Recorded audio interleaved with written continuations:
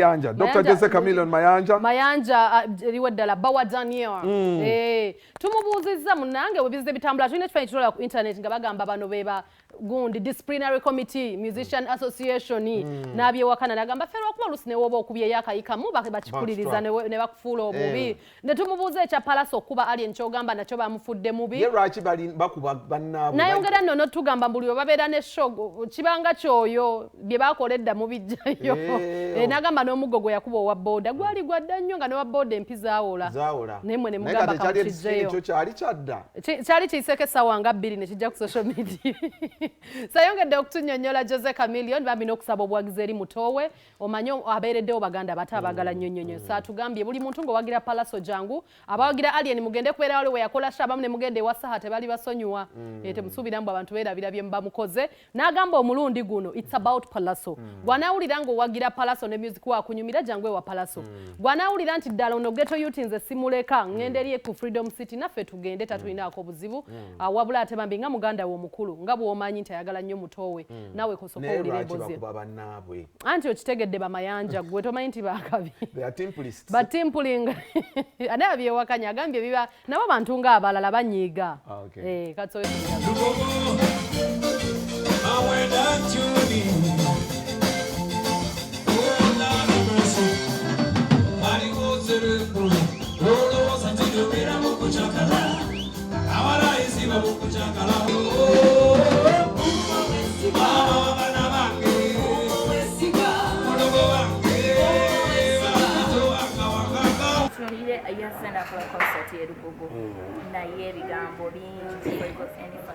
era naye embeera y'abantu bafaga wano nti buli lwoba ng'olina kyoteekateeka ogenda mu maaso buli alina ekibi lwakola ki lwavaayo nja ku example nze kenyini wala akavidiyo ka bodaboda kavidiyo kaali kakadde nnyo okay of course ekikola tekyali kimu naye kaali kakadde naye lwawulira nti Chameleone ateeseyo concert ne bakwekola buli kimu kati essaawa emu Pallaso alina concert era buli kimu bakikola ki bakipayiringa kale nalaba embeera eyaliwo between him n'omuyimbi we Ageesigika. It was not the best. Pallaso mumanyi ng'omusajja ali very patient. Era nange nali surprise waffe Pallaso ye muntu ali very patient. Pallaso abaawo kunyiiga. Naye akagege sinafuna mukisa gumubuuza ensonga zaabwe sankumusalira ate n'oli Ageesigika naye sankumusalira. Naye kiri kyajja just mu bad timing. Naye kirungi yeetondera abantu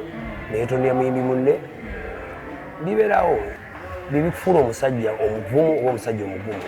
nti nze ebyogeddwa bingi naawe byabamanyi ne boogera bino ne boogera biri of course bikuluma naye otula ebbali n'ogamanyi essaawa eno kintu naki music n'oconcentratinga kuki ku music era bwe namukubira essimu kweyo ensonga namugamba Pallaso olaba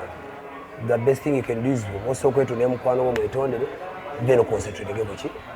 ku music ne concert yo ekikulu kyabeera nti Pallaso agenda kubeera Freedom City Pallaso agenda kubeera Lugogo so abaagala Pallaso bagenda Lugogo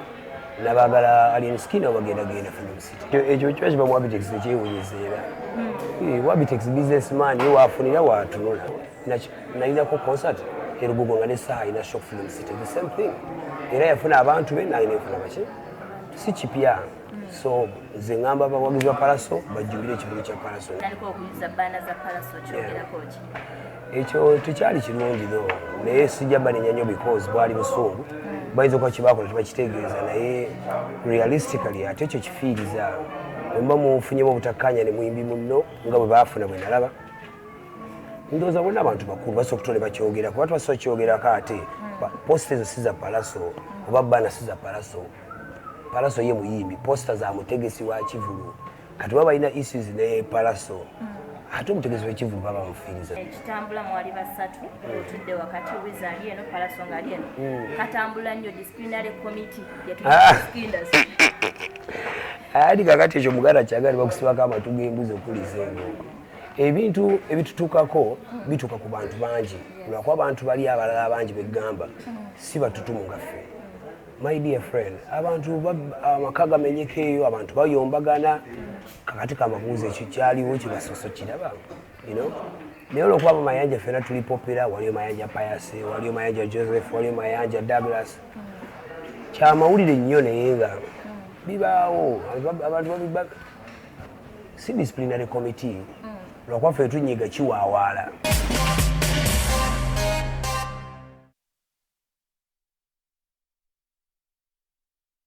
Okay. Of course, embeera bwekyo bwegenda. Waliwo ngambye wano sooka olabe. It's okay. Dero Promotions kutumidde